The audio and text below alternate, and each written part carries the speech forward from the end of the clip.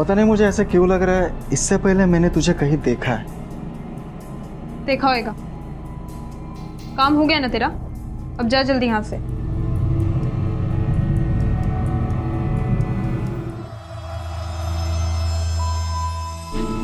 रुक साले, इधर जा रहा है? अब भी तेरी चार पट्टी निकालता।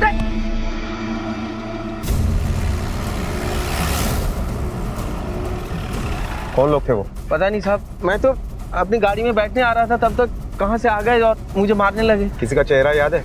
नहीं साहब, कुछ मौका ही नहीं दिया उन लोगों ने, मारना चालू कर दिया आते ही।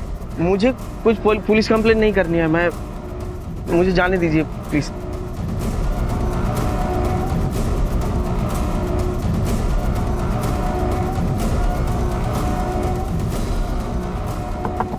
नीचे करो। ये कार्ड आपका है? जी मेरा है।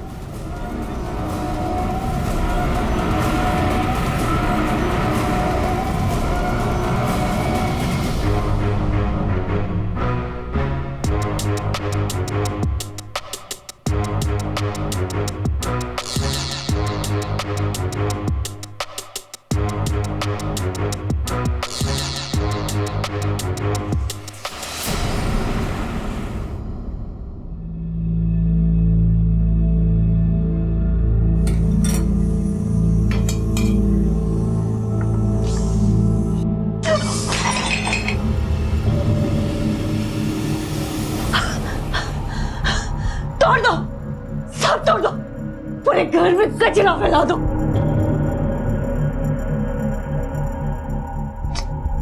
ताई, दे मुझे, मैं करती हूँ, नहीं तो तू काम के लिए लेट हो जाएगी। छोड़। अच्छा चल ठीक है। जब तक तो रो रही थी इस घर में, पूरे घर का तमाशा बना के रख दिया। एक काम ढंग से नहीं होता इन लोगों से। हाँ, एक काम ढंग से नहीं होता। आई पागल हो गई मैं, पागल बना दिया। आई पागल बना दिया। शांत हो। तू कहाँ जाने की जल्दी में? हाँ, पैरों में घुंघरू बांधने में देर हो रही है, कमर मटकाने से फुर्सत नहीं है। हाँ, न खुद का ध्यान है न घर का ध्यान है। आई, कमर मटकाने के लिए नहीं, स्टार बनने के लिए देर हो जाएगी। अच्छा सुन, मैंने घर का सारा काम कर दिया है और तेरे लिए खाना भी बना कर रखा है, ठीक है? तू प्रीतिला सांग तीतुला दे, ठीक है? हाँ, और खाने से पहले ये दवाई ले लेना, मैं यहाँ रख रही हूँ, याद से ले लेना, ठीक है ना? मुझे ऑफिस के लिए लेट हो रहा है, मैं तुझसे शाम में मिलती हूँ। जब देखो हवा की तरह आती जाती रहती, न किसी चीज का ध्यान है न खुद का ध्यान है। अरे इतनी चिंता मत कर, मैं तुझसे शाम में मिलती हूँ, ठीक है? तू अपना ख्याल रख।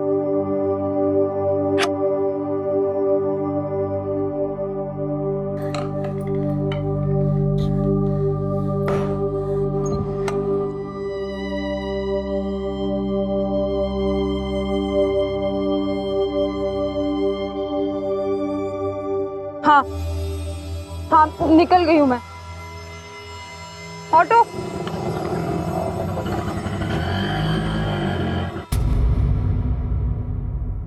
नीचे उतर, इधर आओ। तुम लोग को मना किया था ना इधर आने के लिए, तुम लोग अपने मोहल्ले में क्यों नहीं खेलते हो? चलो भागो यहाँ से।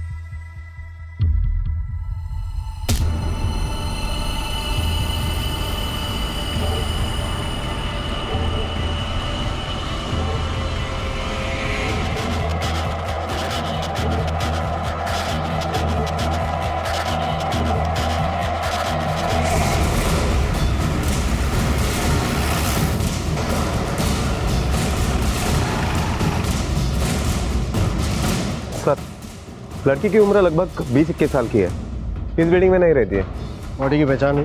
सर अब तक कुछ पता नहीं चला है, और वॉचमैन का कहना है कि ना ही उसने इस लड़की को अंदर आते हुए देखा और ना ही वो इससे पहचानता है। सर लड़की के हाथ पर एक टैटू बना हुआ है। साहब मैं 1 मिनट के लिए पेशाब करने के लिए गया था, तभी ये अंदर गई होगी, इसलिए मैं उसे देख नहीं पाया। उस लड़की ने छलांग लगाया, कहाँ था तू? यहीं था साहब, वो बाजू के बस्ती के बच्चे यहाँ पे शरारत करने के लिए आते हैं, इसलिए मैं उनको भगाने गया था। सावन, दोनों मेन गेट और लिफ्ट का सीसीटीवी फुटेज ले लो। सॉरी सर, मेन गेट का सीसीटीवी काम नहीं कर रहा है। क्यों? सर 3 बार ठीक करवा चुके हैं, आधा घंटा चलता है बंद पड़ जाता है, फिर मैंने सोचा छोड़ दो इसे, और वॉचमैन तो है ही। तुम लोग की यही सोच छोड़ दो इसे, हमें क्या फर्क पड़ता है, अपराध को बढ़ावा देती है। अपनी जिम्मेदारी कब समझोगे तुम लोग? आज के आज ही इसे ठीक करवा लो। हाँ, ये लड़की इस बिल्डिंग की रहने वाली नहीं थी, इसके बावजूद टेरेस तक पहुंच गई। यही सेफ्टी है तुम लोगों की। और टेरेस का दरवाजा क्या हमेशा खुला रहता है? हाँ सर।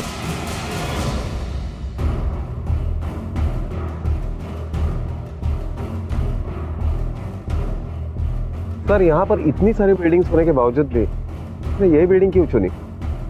सावंत, अगर इस लड़की ने ये बिल्डिंग सुसाइड करने के लिए ऐसे ही रैंडमली सेलेक्ट किया, कुछ तो मिलना चाहिए उसका। पर्स, मोबाइल, हमें कुछ भी नहीं मिला।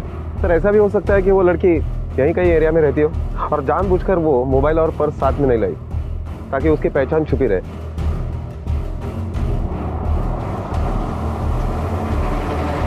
सर, नीचे एक रिक्शा वाला है, कुछ बताना चाहता है। हाँ सर, यही थी, इसको मैंने इधर छोड़ा था। कितने देर पहले छोड़ा उसको? यही कहीं 20 मिनट हो गया सर छोड़ के उसको। कहाँ से बैठी थी? जोगेश्वरी स्टेशन से सर। कहाँ के लिए? इधर कहीं आशीर्वाद बिल्डिंग करके बोली थी वो। उसके पास में सामान वामान था? Mobile, purse? सामान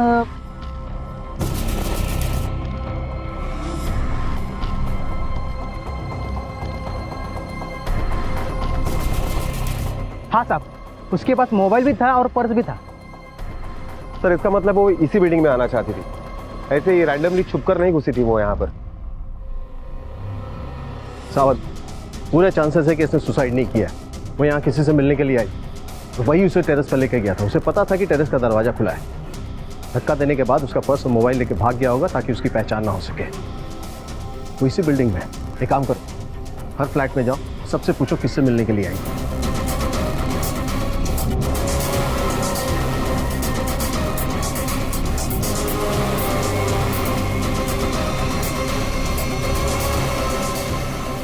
सर जवळपास आम्ही सगळ्यांची चौकशी केली, सबका यही कहना है कि वो ऐसे किसी लड़के को नहीं जानते, ना ही ऐसी कोई लड़की उन्हें मिलने के लिए आई थी।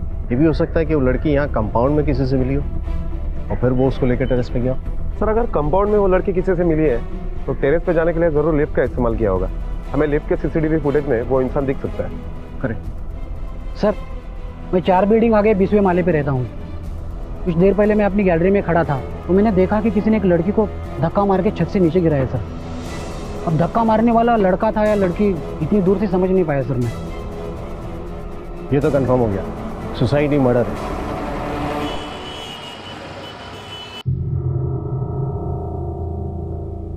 पापा, सुबह से 50 बार फोन कर चुकी हूँ ताई को, फोन ही नहीं लग रहा है, स्विच ऑफ आ रहा है। काहे को परेशान हो रही है? कहीं काम में फंसी होगी, आ जाएगी।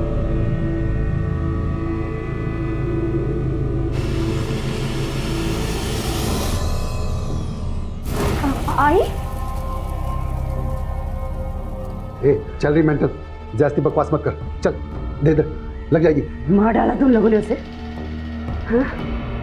और अब नाटक कर रहे हो? सब जानती हूँ मैं, तुम लोगों ने उसे मारा है, मार दिया ना? चल, दे दे, छोड़। नहीं छोड़ूंगी, मार डालूंगी। तुम सबने मेरी बच्ची को मारा है, मैं तुम्हें मार डालूंगी। नहीं होगा, पूनम को आ जाएगी।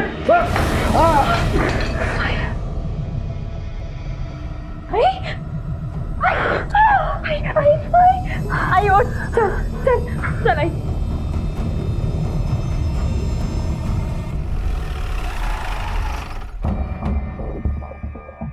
सर लिफ्ट के सामने वाले कैमरे में सिर्फ दीवार दिखाई दे रही है, लिफ्ट या स्टेयरकेस का एरिया दिखाई नहीं दे रहा, जिससे ये नहीं पता चल रहा है कि कौन आया और कौन गया। पता नहीं ऐसे अजीब डायरेक्शन में कैमरा क्यों लगाया है। अमन, ये काम उस कातिल का भी हो सकता है, जिसे पता था कि वो पकड़ा जाएगा इसलिए उसने कैमरा घुमा दिया होगा। सर भांडुप पुलिस स्टेशन में आज सुबह एक लड़की की मिसिंग कंप्लेंट दर्ज की गई है। सर गायब हुए लड़की के हाथ पर भी सेम वैसे टैटू है जो लास्ट के हाथ पे था। कंप्लेंट करने वाले को बॉडी की पहचान के लिए बुलाओ। Okay sir.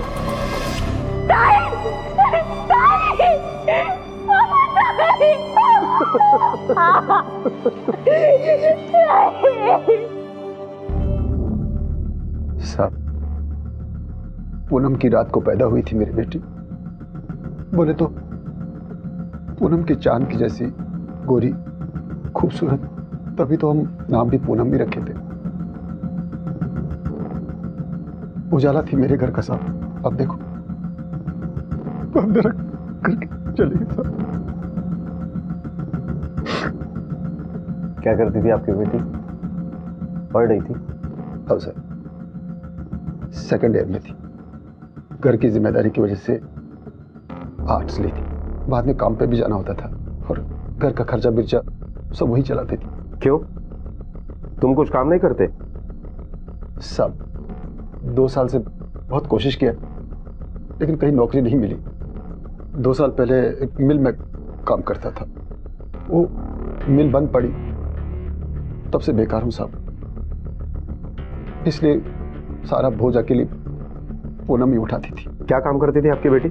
साहब मैं ज़्यादा पढ़ा लिखा नहीं हूँ साहब, कि कुछ कंप्यूटर में कुछ लिखने का काम करती थी और 20,000 रुपये पगार था उसका। तुम्हारी बड़ी बहन थी ना, तुम्हें तो बताती होगी सब। उसकी किसी से खास दोस्ती थी?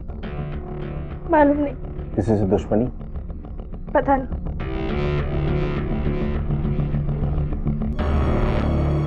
ये दरवाजा क्यों बंद रहता है?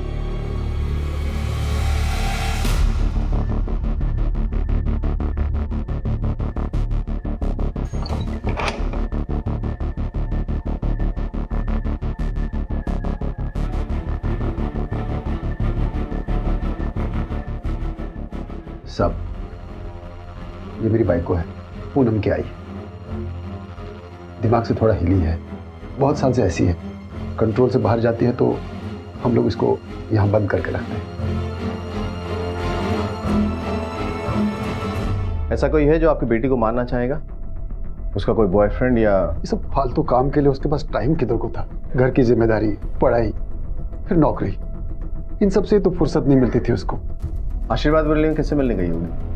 नहीं मालूम साहब, वो ज्यादा बताती नहीं थी और हम लोग भी ज्यादा उसको टोकते नहीं थे साहब। तुम्हें तो पता होगा। मालूम नहीं। क्या मालूम नहीं? मालूम नहीं ताई थी तेरी। बहनें तो एक दूसरे का दुख सुख जानती है, जब भी मुंह खोलती है मालूम नहीं मालूम नहीं। ऐसे क्यों चिल्ला रहे हो उस पर? सिर्फ आप नहीं, उसने भी अपनी बहन खोई है। या तो ये कुछ नहीं जानते या बहुत कुछ जानते हैं जो नहीं बता रहे। तुम्हें किसी भी एंगल से पूनम के बाप को देखकर ये लगा इसे कोई काम नहीं मिल सकता। हट्टा कट्टा आदमी अपनी बेटी की कमाई पे जिंदा है। कुछ तो गड़बड़ है साथ में। पता नहीं पूनम ने अपनी सारी जिम्मेदारियां खुद उठाई थी या कोई मजबूरी। मैं तो शाम में मिलती हूँ, ठीक है? तू अपना ख्याल रख। सर, पूनम के मोबाइल का लास्ट लोकेशन जोगेश्वरी आ रहा है, जहां उसका फोन ऑफ हुआ था। कातिल ने उसका मर्डर करने के बाद उसका फोन स्विच ऑफ किया और कहीं फेंक दिया। सर, संतोष बोराटे नाम के आदमी ने पूनम को कई बार फोन किया था। हालांकि जिस दिन कत्ल हुआ उस दिन भी सुबह 9 बजे के करीब उसका ही सबसे आखिरी कॉल था पूनम के मोबाइल पर। ये उसका बॉयफ्रेंड भी हो सकता है।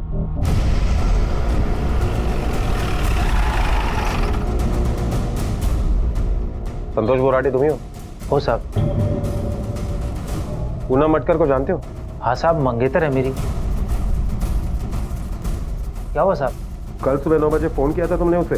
कल सुबह क्या साहब, हम तो दिन में 10-12 बार बात करते हैं। हुआ क्या साहब? उसकी मौत हो गई। तुम्हारा कोई झगड़ा हुआ था क्या उससे? कहे को साहब, अब तो एक दूसरे से बहुत प्यार करते थे, मस्त चल रहा था। अभी कुछ ही दिनों में हमारी शादी होने वाली थी। तुम कह रहे हो कि तुम उसके मंगेतर हो, लेकिन कल जब हम उसके घर पे गए थे तो तुम वहां नहीं थे। क्यों? कैसे होता साहब, उसके परिवार वाले मेरे को बताया नहीं कि पूनम।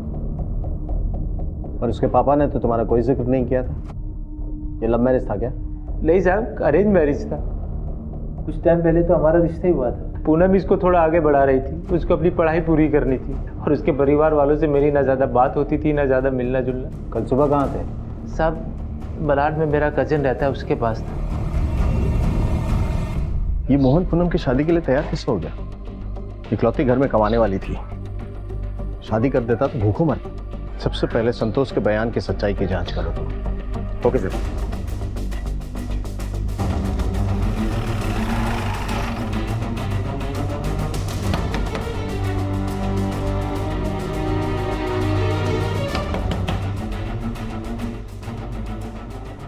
हमारे साथ होंगे? हाँ साहब, मैं ही हूँ। संतोष बोराटे को जानते हो? हाँ जानता हूँ साहब। कल सुबह तुम्हारे घर पर आया था वो? हाँ साहब, इंडिया ऑस्ट्रेलिया की मैच थी, वो देखने के लिए आया था। पूरी मैच देखी? हाँ साहब। कोहली ने सेंचुरी बनाई? कोहली ने किधर साहब, सेंचुरी तो अजिंक्य ने बनाई थी। ये पूनम मटकर को जानते हो? हाँ साहब, संतोष के मंगेतर है। जोगेश्वरी में आशीर्वाद बिल्डिंग में कौन रहता है तुम्हारा? आशीर्वाद बिल्डिंग? ये तो मैंने पहली बार नाम सुना है साहब। साहब क्या हुआ वो तो बताओ। साहब, संतोष पूनम का मंगेतर था? हाँ साहब। तो ये बात कल हमने जब पूछी तब क्यों नहीं बताई? साहब, आप बॉयफ्रेंड के बारे में पूछे थे, मंगेतर के बारे में किधर पूछे? आप पूछे होते तो मैं बता देता। बाप बेटी का कत्ल नहीं कर सकता क्योंकि मकसद नहीं है, बल्कि जिंदा रखने का मकसद है। वो अकेली घर में कमाने वाली थी, वो गई तो इनकी भूखमरी शुरू। सर, संतोष के पास झगड़ा करने का तो मकसद है, लेकिन मारने का नहीं।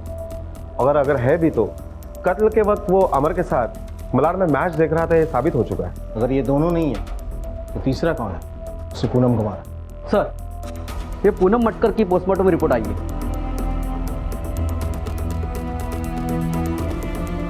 पूनम 2 महीने की प्रेग्नेंट थी। कहीं यही वजह तो नहीं इस मर्डर? नहीं साहब, मैं नहीं मानता आपकी इस रिपोर्ट को। मेरी बेटी ऐसी वैसी लड़की नहीं थी साहब। प्रेग्नेंट होने का मतलब ये नहीं है कि आपकी बेटी ऐसी वैसी थी। मुद्दा ये है कि उसको इस हाल में छोड़कर गायब कौन हुआ। अब आप ये बताइए कि संतोष के अलावा उसके जिंदगी में और कोई था? साहब, मैं बोलता हूं ऐसा नहीं हो सकता है। अगर आपकी रिपोर्ट सही है तो ये संतोष ही होगा साहब, जिसने ये किया है।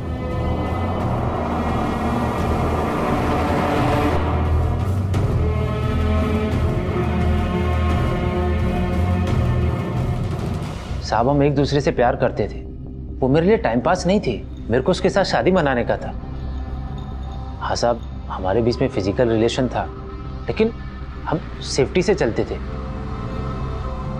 साहब, उसका प्रेग्नेंट होना पॉसिबल ही नहीं है। पिछले 6 महीने से तो वो इतना बिजी थी कि हमारा मिलना मुश्किल था। साहब, वो मेरे को कभी बताया नहीं कि वो प्रेग्नेंट है।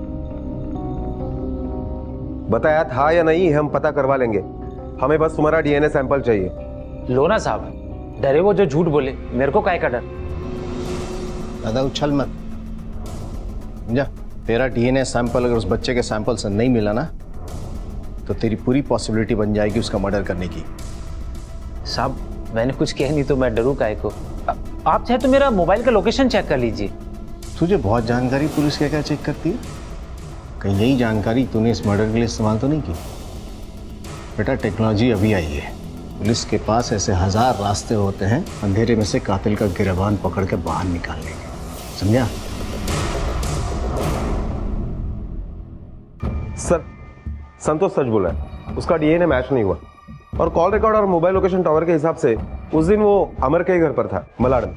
इसका मतलब है कि पूनम की जिंदगी में संतोष के अलावा भी कोई आदमी। अरे गुमनाम आदमी कौन था? सावंत, तुम पूनम के ऑफिस में जाके पूछताछ करो और मैं तब तक उसके घर का जायजा लेता हूँ। कहाँ है पूनम?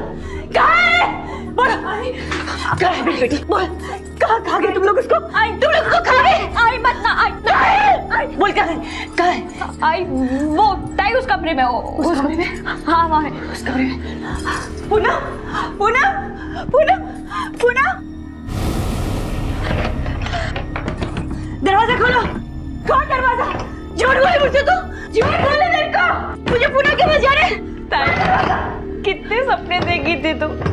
स्टार बनेगी, डांस शो में जाएगी, मुझे ऐसे छोड़ के क्यों चली गई? पर अच्छा ही हुआ तू चली गई।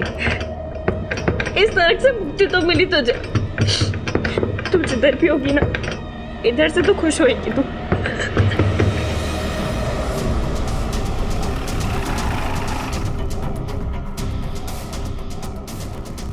सर, इसी बिल्डिंग पे चौथे माले। सर, पूनम तो इधर ही काम करती थी, लेकिन वो किसी ज्यादा घुलती मिलती नहीं थी। लंच के बाद निकल जाती थी। अच्छा, कभी पूनम को किसी लड़के के साथ आते जाते हुए देखा है? नहीं सर। साहब, उसे डांस का बहुत शौक था, बड़े बड़े सपने थे। उसे डांस रियलिटी शो में जाने का था, बड़ा स्टार बनने का था। कहीं भी फालतू टाइम पास नहीं करती थी। इधर से निकलकर सीधे डांस एकेडमी ही जाती थी। उसकी डांस एकेडमी कहाँ पर है? कुछ नाम याद है उसका? सर सही से तो नहीं पता, लेकिन जोगेश्वरी में तनु या मनु करके कोई डांस एकेडमी है।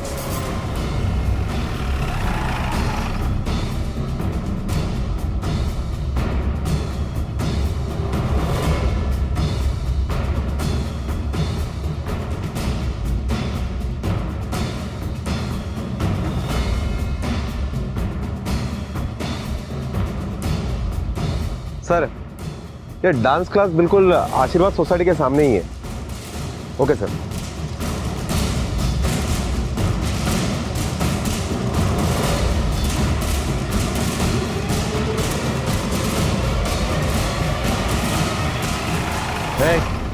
चलो गाड़ी में बैठो, बात करनी है, बैठो। चलो बैठो। चलो। हमारी बेटी तनुजा एक एक्ट्रेस थी और कमाल की डांसर भी। डांस उसका जुनून था, पर 7 साल पहले एक एक्सीडेंट में उसकी मौत हो गई।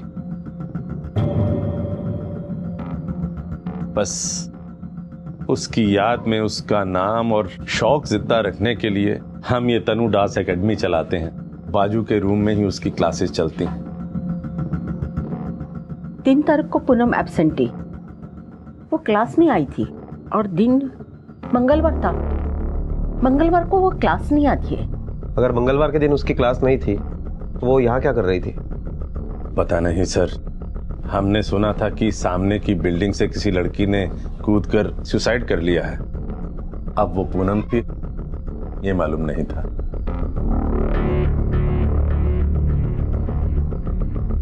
क्या हो पापा, ये पुलिस क्यों आई हुई है? साहब, ये हमारा बेटा नीरज है,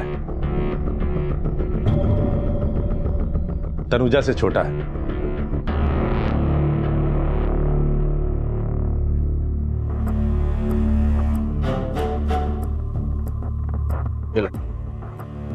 लो पियो पियो।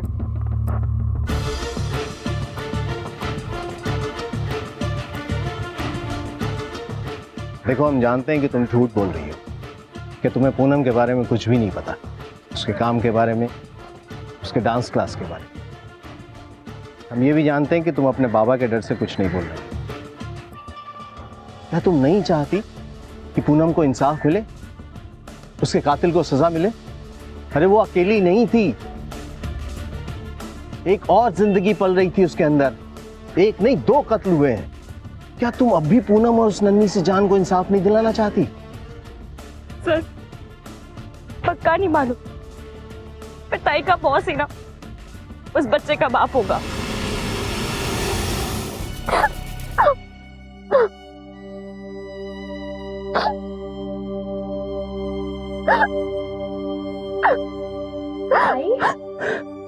भाई क्यों रो क्यों रही है? क्या हुआ? प्रीति, मेरा बॉस मुझे बहुत परेशान करता है। वो यहाँ वहाँ हाथ मारता है और अब तो वो चाहता है कि वो उसके साथ, मैंने उसके साथ अगर सोने से मना किया तो मुझे जॉब से निकाल देगा।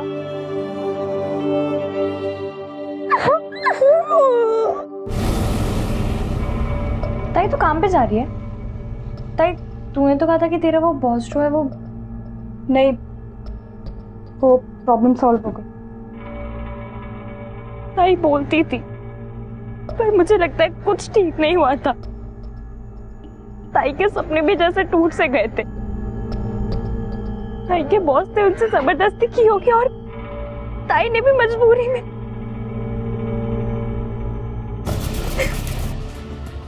वो ही उस बच्चे का बाप होगा सर।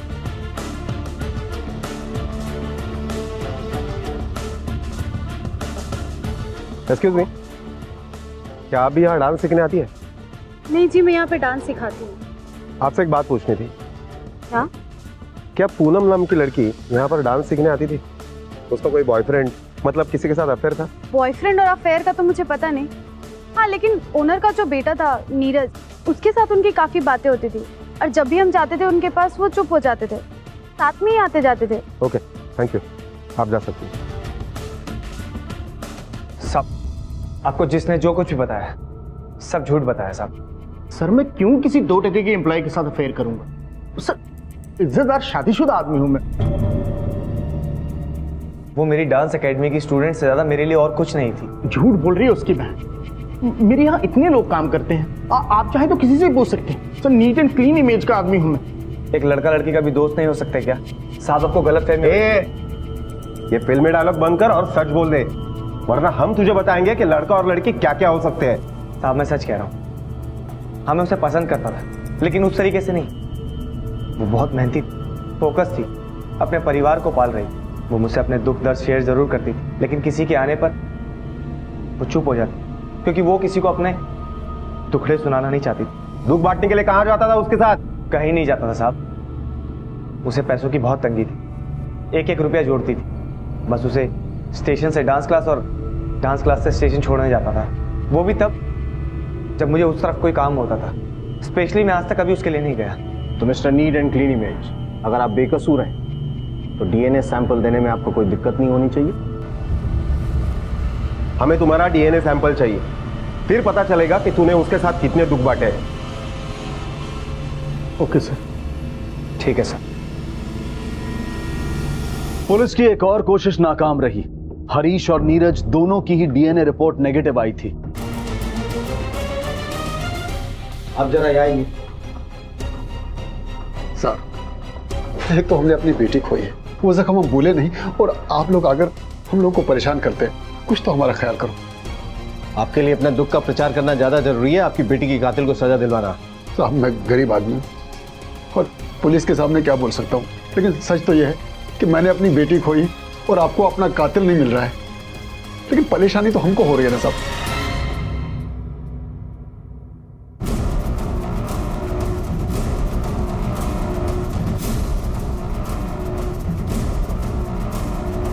सर ये कार्ड मिला है। सर मैंने पहले भी ऐसे कार्ड देखा था। वो आशीर्वाद बिल्डिंग के पास एक आदमी के साथ मारपीट हुई थी। सर उसने अपने सवालों का ठीक तरह से जवाब नहीं दिया था, और उसने ये भी कहा था कि मुझे पुलिस कंप्लेंट नहीं करवानी। मंसूर एक काम करो, उस आदमी का नाम और एड्रेस ढूंढो। Okay sir.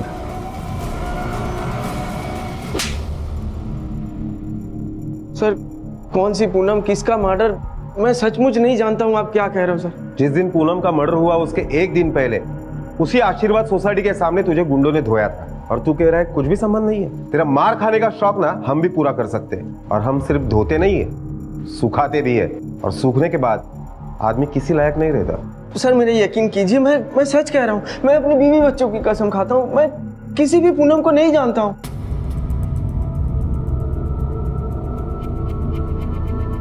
ये पूनम है, अब बोल, कभी नहीं देखा इसे?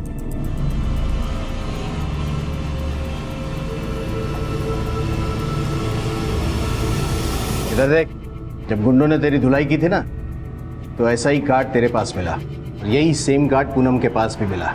अब बता, क्या संबंध है तेरे, पूनम और इस कार्ड के बीच में? बोल।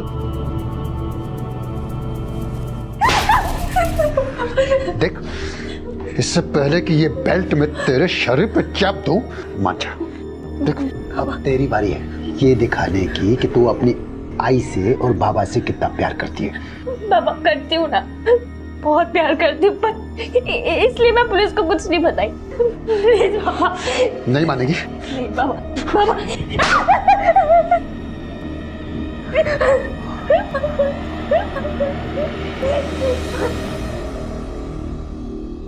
सर तहकीकात से पता चला है कि जिस बिल्डिंग से पूनम को टेरेस से फेंक दिया था, उस बिल्डिंग में श्याम चौधरी का भी एक फ्लैट है।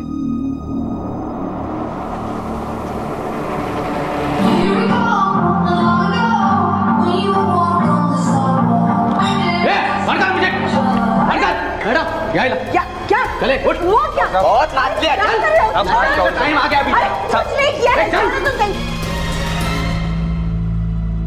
मैंने पूनम को नहीं मारा सर। मैं उसे क्यों मारूंगी? उसके मरने से हमें तो नुकसान ही हुआ, पैसा जो आना बंद हो गया। गलत काम में हाथ डाला था, बस सिर्फ इतनी ही गलती थी। हमने कभी किसी से जबरदस्ती नहीं की। गलत काम नहीं करते तो क्या करते? सीधे रास्ते से इतना पैसा कहाँ कमाया जा सकता है? अब कम में गुजारा करना पॉसिबल नहीं था हमारे लिए। तनुजा ने फिल्मों में काम करके बहुत पैसा कमाया था। धीरे धीरे हमारा लाइफस्टाइल ही बदल गया। रहन सहन, खाना पहनना सब।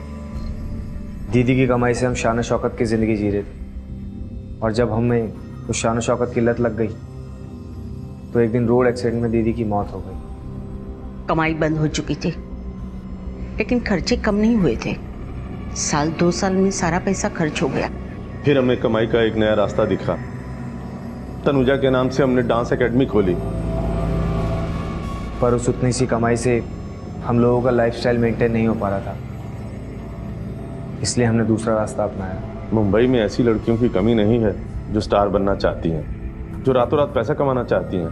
नाम शोहरत पैसा कमाने के लिए लड़कियां कुछ भी करने को तैयार हो जाती हैं, और हम उन्हें ये लालच देकर किसी के साथ भी सोने के लिए तैयार कर लेते थे। शुरू में हम लोग उन्हें प्रोड्यूसर्स के पास भेजते थे, ये बोल कर के उनका फ्यूचर सेट हो जाएगा, और फिर उसके बाद हम उनका ब्रेन वॉश करते थे कि जो काम एक बार किया है वो दोबारा करने में प्रॉब्लम क्या है। 1-2 बार में लड़कियों की शर्म खत्म हो जाती थी, फिर ना उन्हें फर्क पड़ता था ना हमें। बस फिर नोट गिनते थे। मैं अंधेरी, जुहू और बांद्रा के पॉश इलाकों में आने जाने वाली गाड़ियों में लोगों को कार्ड बांटता। लड़की चाहिए तो कॉल कर। जब भी कोई हमें उस नंबर पर कॉल करता तो हमारा कॉल रिकॉर्ड किया हुआ नंबर डज नॉट एग्जिस्ट सुनाई देता। लोग उसे फेक नंबर समझकर फ़ोन काट देते, और वो हमने इसलिए लगाया था कि ताकि यदि कोई हमें पकड़ने की कोशिश करे तो उसे भी वो नंबर गलत समझ में आए। फिर उसके बाद हम लोग उसी नंबर पर पीसीओ से कॉल करते थे। जिसे भी लड़की चाहिए होती थी उसे मेरी बहन तनुजा की फ़ोटो भेजते थे। हीरोइन की फ़ोटो देखकर सबकी लाट टपकती थी। कोई देखने नहीं जाता था कि वो जिंदा है या मर गई। हम लोग आशीर्वाद के फ्लैट पर उन लोगों को बुलाते थे। बिल्डिंग के गेट पर मैं उन लोगों से पैसे ले लेता था, और हमारा सिक्योरिटी गार्ड उन्हें आगे का रास्ता दिखाता। तुम लोगों ने घटियापन की सारी हदें पार कर दी। अपनी मरी हुई बेटी तक को बेच दिया। कस्टमर जब पूछता था कि वो कहाँ है तो क्या बोलते थे? हम बोलते थे कि उसकी तबीयत खराब हो गई, अभी किसी और से काम चला ले, अगली बार तुम्हें वही मिलेगी। ज्यादातर लोग मान जाते थे, लेकिन ये निखिल अड़ गया। मुझे ये लड़की चाहिए, ये इसके लिए मैंने पैसे दिए, नहीं दे सकते हो तो पैसा वापस करो। उसने पुलिस के पास जाने की धमकी दी, इसलिए हमने उसे पिटवाया। पूनम को भी इसी तरह फंसाया था तुमने? वो भी स्टार बनना चाहती थी, लेकिन दूसरी लड़कियों की तरह पागल नहीं थी, और ना ही वो दूसरी लड़कियों की तरह हमारे पास आई थी, बल्कि वो तो एक क्लाइंट के थ्रू हमारे पास पहुंची थी। कौन क्लाइंट?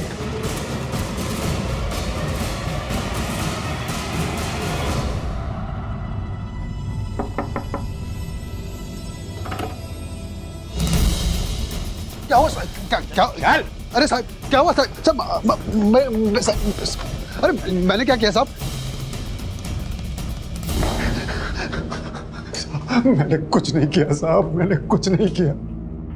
मैं काय को अपनी बेटी को मारेगा साहब? तेरे जैसे घटिया आदमी से तो बातचीत होनी ही नहीं चाहिए, सीधा फैसला होना चाहिए। किसी भी बच्चे के लिए तेरे जैसे बाप होने से तो अच्छा है कि वो अनाथ हो।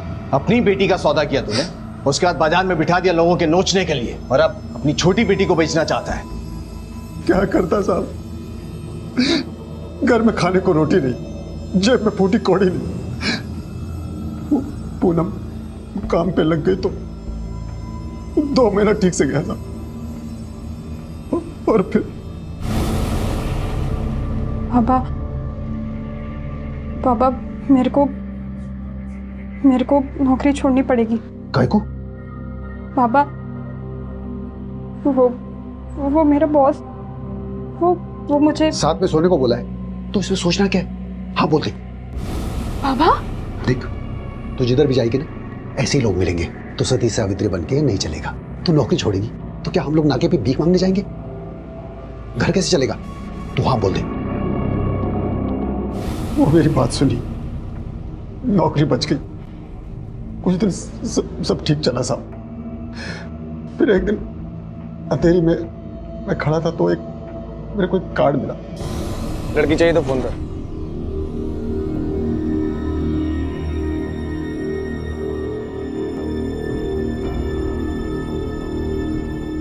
पैसा लाया क्या? साहब मेरे को लड़की नहीं चाहिए। तो फिर क्या करने आया यहाँ? मेरे पास लड़की है तुम्हारे काम की।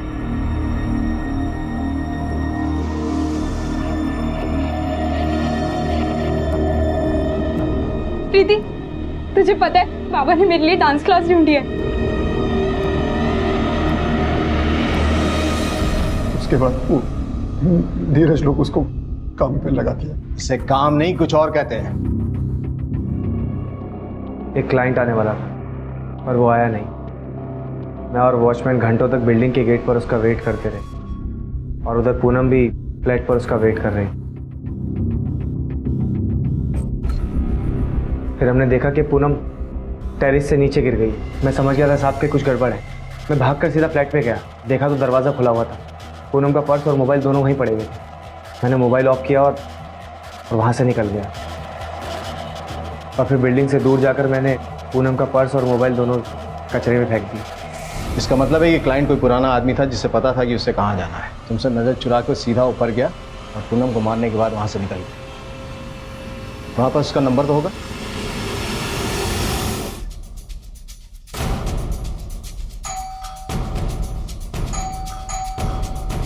सावंत,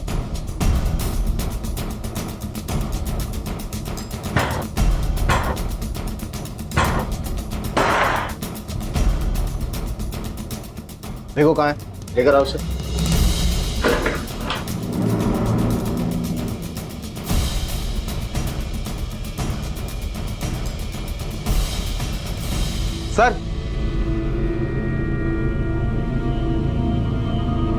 सर ये देखिए।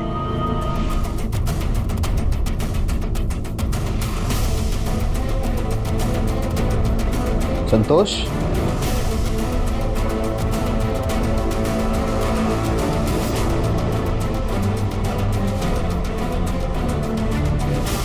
मैं अमर को नहीं मारना चाहता था साहब, लेकिन वो मेरा बात सुना ही नहीं। शहर छोड़कर जा रहा था साहब। अगर वो शहर छोड़ के जाता तो आपका डाउट मेरे ऊपर आता। अरे मेरे को जाने दे। रुक नहीं, तू नहीं जाएगा, तू समझ ना, तू इधर से नहीं जाएगा रे अमर। अमर तो गलती से मारा और पूनम वो भी गलती से मरी। उसको मैं ही मारा साहब। क्यों मारा? साहब अमर को कॉलगर्ल के पास जाने की लत थी। ऐसे ही वो एक दिन पूनम को मिला। पता नहीं मुझे ऐसा क्यों लग रहा है, इससे पहले मैंने तुझे कहीं देखा है। देखा होगा। काम हो गया ना तेरा, अब जा जल्दी यहाँ से।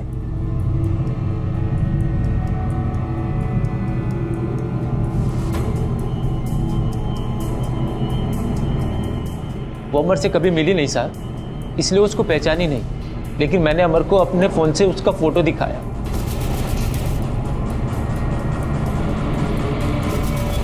साहब मैं एकदम पागल जैसा हो गया था। मेरे को यकीन नहीं था कि वो मेरे को धोखा देगी साहब। फिर मैंने सोचा पूनम को इसका कीमत चुकाना पड़ेगा। मैंने अमर को बोला उसको बुक कर, मेरे को उसका वो रूप देखना अपनी आंखों से। साहब मैं 3 तारीख को आशीर्वाद बिल्डिंग के बाहर गया। चाची उधर से वॉचमैन अंदर गया, मैं सीधा बिल्डिंग के अंदर गया, अमर के बताए हुए फ्लैट की तरफ। पूरे रास्ते साहब मैं यही सोचता रहा कि उधर पूनम ना हो। जैसे मैं उधर पहुंचा और घंटी बजाई, दरवाजा खोला तो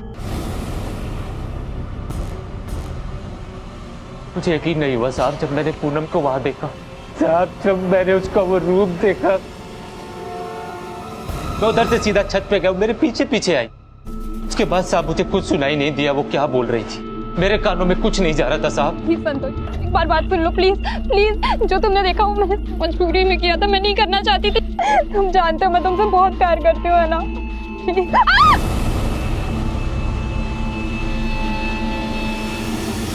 पूनम ने जो किया मजबूरी में किया, अपने बाबा के दबाव में आकर किया। उसकी गलती सिर्फ इतनी थी कि उसने आवाज नहीं उठाई। संतोष को पूनम के कत्ल के लिए, हरीश खन्ना को सेक्सुअल हैरेसमेंट के लिए और सुनीता, श्याम, मोहन और नीरज को देह व्यापार के जुर्म में सजा हुई। अगर पूनम अपने पिता की बेगैरत और वाहियात शर्तों के सामने झुकी ना होती तो शायद आज वो जिंदा होती। अपने परिवार की जिम्मेदारी हर इंसान को उठानी चाहिए, लेकिन ध्यान ये रहे कि ऐसा कुछ भी ना करें कि आप अपनी ही नजरों में गिर जाएं। अब मैं अनूप सोनी आपसे विदा लेता हूं। फिर मुलाकात होगी अगले एपिसोड में एक और चौंका देने वाले केस के साथ। तब तक अपना और अपने परिवार का ख्याल रखें और देखते रहें क्राइम पेट्रोल डायल 100। सबक एक को सीख हम सबको। जय हिंद।